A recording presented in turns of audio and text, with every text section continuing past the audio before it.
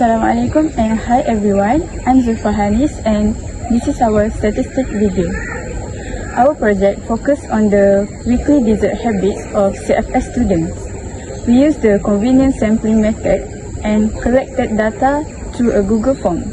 In total, we received 77 responses, 41 from science students and 36 from art students. Our main focus is on the amount of money spent on dessert in a week. Let's move on to the data and analysis. Hi, my name is Nabila. So, do you guys wondering how many students in CFS eat dessert days per week?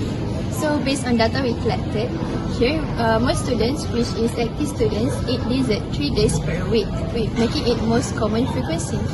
Only 70 students eat dessert 2 days per week, which is the second most popular data. Meanwhile, only 3 students who do not eat dessert at all in a week. Last but not least, during the whole week, only 30 students enjoy dessert once a week. Assalamualaikum, my name is Aisya. We also asked students how they felt after eating desserts. And here are the results from our pie chart. So 58% felt satisfied, 29% were craving more, 9% felt sleepy, and 4% were bloated. So from this result, we can say that most students enjoy the dessert, but a few felt sleepy and bloated after eating. Hi, my name is Ellysha. Let's take a look at this bar graph. As you can see, the most popular dessert category is cake or pastries with 23 people choosing it. Next up is ice cream with 19 people choosing it. Even though it's a cold treat, it's clearly favored all year round. In third place, we have chocolate or candy with 18 people picking it. Cookies come in fourth, and finally 7 people answered none of the above, which means they either don't eat dessert often or prefer something totally different. So from this data, we can see that baked desserts like cake and pastries top the list, while ice cream and candy aren't far behind. This graph gives us a sweet snapshot of dessert habits. Assalamualaikum, my name is Suhadah, and for this part of video, I will summarize our findings on the money spent by students on dessert. So as you can see from the frequency table here, most students spend between 8 to 15 ringgit with the frequency of 32 students, followed by 27 students that spend 0 to 7 ringgit, and only a few students spend more than 41 ringgit. This line graph here shows the trend of how frequency changes with the amount of money spent by students. The peak occurs around 11 ringgit and the frequency started to decrease gradually. The histogram clearly shows that majority of students spend less than 15 ringgit, while spending above 24 ringgit is quite rare. By looking at the shape of distribution in line graph and histogram, we can conclude that the graph is right skewed, which is positively skewed. This means more students spend a small to moderate amount of money, and only a few students spend higher amount of money on dessert per week. So to calculate the mean of money spent on desserts per week, we use the formula where mean is equal to total midpoint frequency divided by total frequency. So the total midpoint frequency is 901.5 and the total frequency is 77.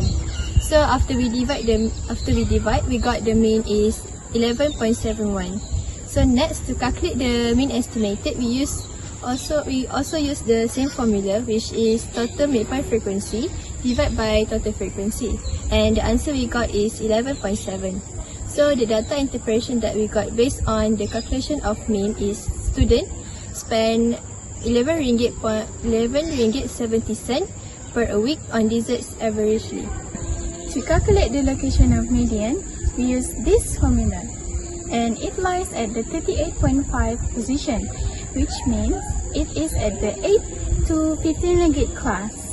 Then we can calculate the median using this formula, and in this case, the median is 10.40 cents.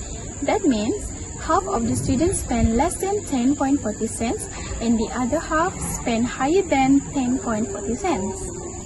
From our data, we found that most students spend RM8 to RM15 on desserts weekly, with 32 people in this group.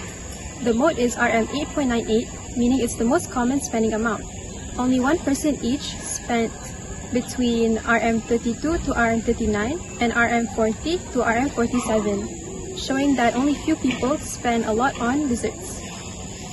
Okay, so now let's take a look at the variance and standard deviation of the data. The variance that we got is 72.37. This tells us that the data is somewhat spread out and not everyone likes the same desserts. The standard deviation is 8.51, which means that most of the numbers are around 8 or 9 people away from the average. In short, this means that there is a noticeable difference in how popular each dessert is. Additionally, we also asked whether dessert should be part of the daily meal. 38% of respondents said yes, while 62% said no. Some of the reasons given by the students who said yes include that dessert helps satisfy glucose needs, relieve stress, and helps them stay awake in class. On the other hand, one reason given by a student who said no is that dessert can be high in sugar and calories.